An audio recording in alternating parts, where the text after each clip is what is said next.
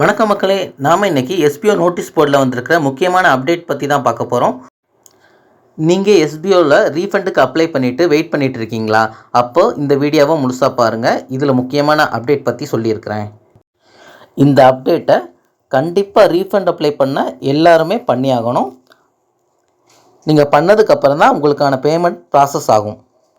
இதை பண்ணுறதுக்கு ஃபஸ்ட்டு நீங்கள் எஸ்பிஓ போர்ட்டலில் லாகின் பண்ணி உங்களோட யூசர் நேம் பாஸ்வேர்டை போட்டு சப்மிட் கொடுங்க.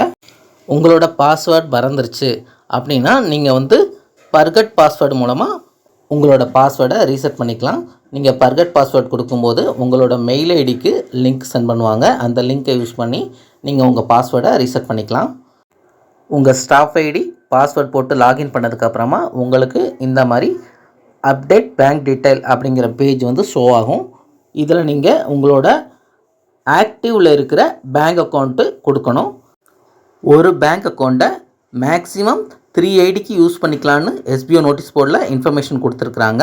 ஸோ நீங்கள் 2-3 ஐடி வச்சுருக்கிறவங்களா இருந்தால் ஒரு பேங்க் அக்கௌண்ட் டீட்டெயிலை 3 ஐடி வரைக்கும் நீங்கள் கொடுத்துக்கலாம்.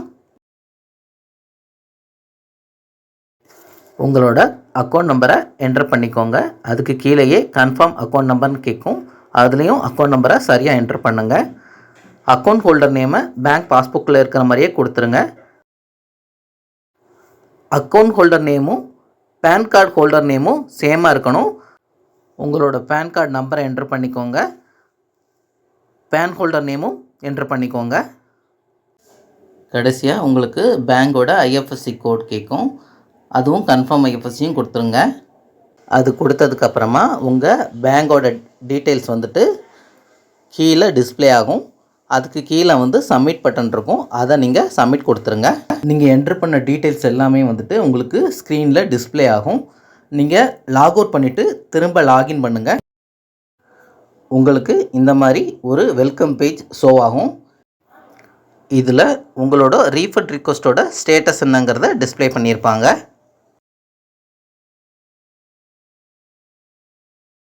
உங்களோட பேமெண்ட்டை எப்படி ப்ராசஸ் பண்ணுவாங்கிறத இங்கே ஸ்டெப் பை ஸ்டெப்பாக கொடுத்துருக்காங்க. ஃபஸ்ட்டு நீங்கள் ரீஃபண்ட் பேமெண்ட் தான் உங்களுக்கு கிரெடிட் ஆகும். அதுக்கப்புறம் நீங்கள் ஏதாவது ரிக்வெஸ்ட் கொடுத்து வச்சுருந்தீங்க, பெண்டிங் ரிக்வெஸ்ட் இருக்குன்னா அது கிரெடிட் ஆகும். அதுக்கப்புறமா தான் உங்களோட அஃபிலியேட் வாலெட் இருக்கிற அமௌண்ட்டு கிரெடிட் ஆகும். இங்கே டெலகிராம் சேனலோட லிங்க் கொடுத்துருக்காங்க, நீங்கள் ஜாயின் பண்ணிக்கலாம். உங்களுக்கான பேமெண்ட் கன்ஃபர்மேஷனை நீங்கள் 3 விதமாக தெரிஞ்சுக்கலாம். உங்கள் பேங்க் சைட்லேருந்து உங்களுக்கு ஃபோனுக்கு மெசேஜ் வரும். அதுக்கப்புறமா எஸ்பிஐ சைட்லேருந்து உங்கள் ரிஜிஸ்டர்டு மெயில் ஐடிக்கு உங்களுக்கு கன்ஃபர்மேஷன் கொடுப்பாங்க. உங்கள் எஸ்பிஐ அக்கௌண்ட் லாகின் பண்ணி நீங்கள் வெல்கம் பேஜ்லேயும் இதை பார்த்துக்கலாம். அடுத்து வேறொரு வீடியோவில் உங்களை சந்திக்கிறேன். இந்த வீடியோ உங்களுக்கு பிடிச்சிருந்துச்சுன்னா லைக் பண்ணுங்கள், ஷேர் பண்ணுங்கள், மறக்காமல் நம்ம சேனலை சப்ஸ்கிரைப் பண்ணுங்கள். Thank you friends.